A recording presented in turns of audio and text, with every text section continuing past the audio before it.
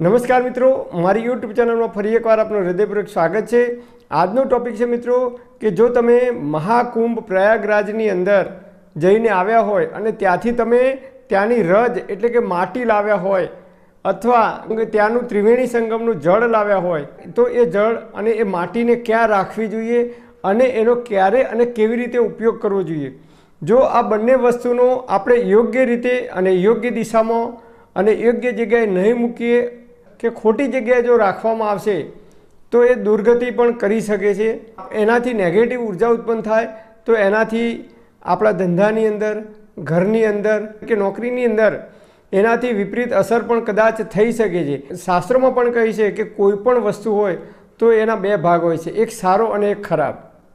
એ જ રીતે આયુર્વેદમાં પણ કહ્યું છે પીવાનું જે આપણે પાણી છે એ પાણીને યોગ્ય રીતે અને યોગ્ય સમયે જો પીવામાં આવે તો એ અમૃત સમાન કામ કરે છે અને એ જ પાણીને જો જમ્યા પછી તરત જ એક ગ્લાસ ભરી અને ઠંડુ પાણી જો પીવામાં આવે જમ્યા પછી તરત તો એ વિષ સમાન કામ કરે છે। એ જ રીતે શાસ્ત્રોમાં પણ કહે છે કે કોઈ પણ પવિત્ર જગ્યાએની રજ તમે લાવો કે જળ લાવો એને યોગ્ય જગ્યાએ અને યોગ્ય દિશામાં મૂકવું ખૂબ જરૂરી છે, કારણ કે એનાથી પોઝિટિવ ઉર્જા ઉત્પન્ન થાય છે। તો સૌથી પહેલાં આપણે જાણીએ કે આ રજ કેમ લાવવામાં આવે છે। ત્રિવેણી સંગમની અંદર લાખોની પણ કરોડો સાધુ સંતો, મહાપુરુષો, દિવ્ય આત્માઓ, જે કેટલાક એવા સાધુ સંતો છે જેઓ 12 વર્ષે કે 6 વર્ષે માત્ર ગુફાની અંદરથી બહાર આવે છે અને બાકીનો સમય છે એ માત્ર ને માત્ર યોગ, તપ, ધ્યાન, સાધના એની અંદર જ લીન રહે છે। એટલે એવા તપસ્વી સાધુ સંતો એ ત્રિવેણી સંગમમાં આવ્યા હતા સ્નાન કરવા માટે અને નિત્ય એ સ્નાન કરવા જતા હતા। એટલે શાસ્ત્રોમાં પણ કહ્યું છે જે ભૂમિ ઉપર કોઈ મહાપુરુષના, સાધુ સંતોના પગલાં પડે છે એ ચરણરજ, એમના પગની જે ચરણરજ છે એ ખૂબ પવિત્ર બને છે, કારણ કે એમણે જે તપ કર્યું છે, એમની અંદર જે વાઇબ્રેશન છે, એમની અંદર જે ઉર્જા છે, એમની અંદર જે શક્તિ છે તપની શક્તિનો, એ તપની શક્તિ એમના પગ જ્યાં જ્યાં પડે છે ત્યાંથી એ ઉર્જા એ માટીની અંદર આવે છે અને મેડિકલ સાયન્સે પણ પ્રૂવ કર્યું છે। આપણે દાખલા તરીકે નિત્ય લીલા ઘાસ ઉપર ચાલવાનું રાખીએ તો આંખોનું તેજ વધે છે। આયુર્વેદમાં કહે છે કે આપણા શરીરની અંદરથી ઉર્જા છે એ સતત વહ્યા કરે છે। આ રજ ઉપરથી એમના પગ પસાર થયા છે, એમની અંદર રહેલી જે દિવ્ય ઉર્જા છે, દિવ્ય શક્તિ છે એનો એક અંશ આ રજ ઉપર એટલે કે આ માટી ઉપર આવે છે અને એટલા માટે શાસ્ત્રોમાં પણ કહે છે કે કોઈ પણ જગ્યાએ મંદિરની પ્રતિષ્ઠા કરવામાં આવે છે તો અનેક નદીઓનું જળ લાવવામાં આવે છે અને અનેક તીર્થોની રજ એટલે કે માટી પણ મંગાવવામાં આવે છે। આ એનું મહત્ત્વ છે। હવે જોઈએ જળ, તો આ જળ છે ગંગા, યમુના અને સરસ્વતી, આ ત્રણેય ત્રિવેણી સંગમ છે અને એવું માનવામાં આવે છે કે 144 વર્ષ પછી આવો યોગ બન્યો છે જે ગ્રહો અને નક્ષત્રો દ્વારા આ પૃથ્વી ઉપર ક્યારેક બને છે અને એ યોગ બને 144 વર્ષ પછી અને એટલા માટે ગંગા, યમુના બંનેનું મિલન થાય છે અને સરસ્વતી છે એ લુપ્ત માનવામાં આવે છે, એટલે કે એ લુપ્ત છે, નીચેથી પસાર થાય છે એવું માનવામાં આવે છે। આ જળની અંદર અનેક મહાપુરુષો, દિવ્ય આત્માઓ, ઋષિમુનિઓ, તપસ્વી સાધુ સંતો છે, એ તપસ્વી સાધુ સંતો આ જળમાં એમને સ્નાન કર્યું છે અને આ એ ત્રિવેણી સંગમનું જળ છે, ગંગા માતાનું જળ છે અને ગંગા એ હિમાલયની અંદરથી આવે છે અને ગંગાની અંદર અનેક પ્રકારની જડીબુટ્ટીઓ ઓગળતી આવે છે પૃથ્વી ઉપર નીચે આવે ત્યાં સુધીમાં, એટલે ગંગાનું જળ પણ ખૂબ પવિત્ર માનવામાં આવે છે। હવે જોઈએ કે આ બંનેને કઈ જગ્યાએ રાખવાનું, કઈ જગ્યાએ ના રાખવું જોઈએ એ જોઈએ ને પછી જોઈએ કઈ જગ્યાએ રાખવું જોઈએ।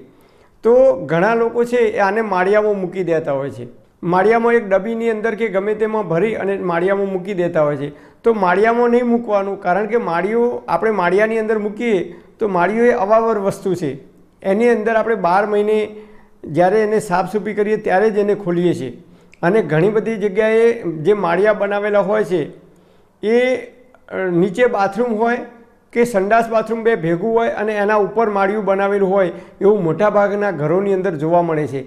તો એવા જગ્યાએ જો આપણે રાખીએ તો નીચે સંડાસ બાથરૂમનો ઉપયોગ ડેલી થતો હોય તો એની જે નેગેટિવ ઉર્જા છે એ નેગેટિવ ઉર્જા એ બાથરૂમમાંથી કે સંડાસની અંદરથી દરવાજામાંથી બહાર આવી અને એક્ઝેક્ટ એના ઉપર જે દરવાજો હોય છે એની અંદર પ્રવેશ કરતી હોય છે। તો એવી નેગેટિવ ઉર્જા જે જગ્યાએ દરરોજ ઉત્પન્ન થતી હોય એવી જગ્યાએ મૂકવું નહીં. એટલે કે તમારા ઘરે માળિયું હોય અને નીચે સંડાસ બાથરૂમ હોય તો એવા માળિયાની ઉપર આ વસ્તુ મૂકવી નહીં. કે તમારે ઘરે ગંગાજળ હોય તો એ પણ મૂકવું નહીં. તો કઈ જગ્યાએ મૂકવું? તો સૌથી બેસ્ટ જગ્યા છે તમારા ઘરે મંદિર હોય ભગવાનનું, તો ભગવાનના મંદિરની અંદર આને નિયમિત આને દરરોજ મૂકી રાખો. આને ભગવાનના મંદિરમાં સ્થાન આપો તો એની અંદર આપણે રોજ દીવાબત્તી કરતા હોય તો એની સાથે સાથે આનું પણ પૂજા થાય છે. એમની તપની શક્તિનો એક અંશ આપણી અંદર આવે છે. એ ભાવ સાથે આની આપણે દરરોજ પૂજા કરીશું તો આપણે ઉર્જાવાન બનીશું. બીજો આનો ઉપયોગ છે એ પિતૃ અમાવસ્યાએ પિતૃઓની તૃપ્તિ માટે, જે પિતૃઓ કદાચ ભટકતા હોય કે એમની દુર્ગતિ થઈ હોય કોઈ કારણસર, તો એવા પિતૃઓની તૃપ્તિ મળે ત્રિવેણી સંગમનું પાણી ઉમેરી અને ભગવાનને દેવતાઓને આહ્વાન કરી અને પિતૃઓને તર્પણ કરવાનું કે હે પિતૃ દેવતાઓ, અમે ત્રિવેણી સંગમનું પાણી લાવ્યા છીએ અને આ જળથી તમને અભિષેક કરી રહ્યા છીએ. તમે તૃપ્ત થાઓ, તમારી આત્માને દિવ્ય ગતિ, સદગતિ, મોક્ષ ગતિ પ્રાપ્ત થાય, ફરીથી તમારો પુનઃ જન્મ થાય, સારા કુળની અંદર, સારા પરિવારની અંદર મનુષ્યનો અવતાર તરીકે તમે પૃથ્વી પર આવો. એવા ભાવ સાથે આપણે જો પિતૃઓને આ જળથી સ્નાન કરાવીશું, યાદ કરીશું મનોમન, તો એ તૃપ્ત થાય છે એવું આપણા શાસ્ત્રોની અંદર વર્ણન છે. તો એ પિતૃઓના તર્પણ માટે પણ પિતૃ અમાવસ્યાના દિવસે આનો ઉપયોગ કરી શકો છો.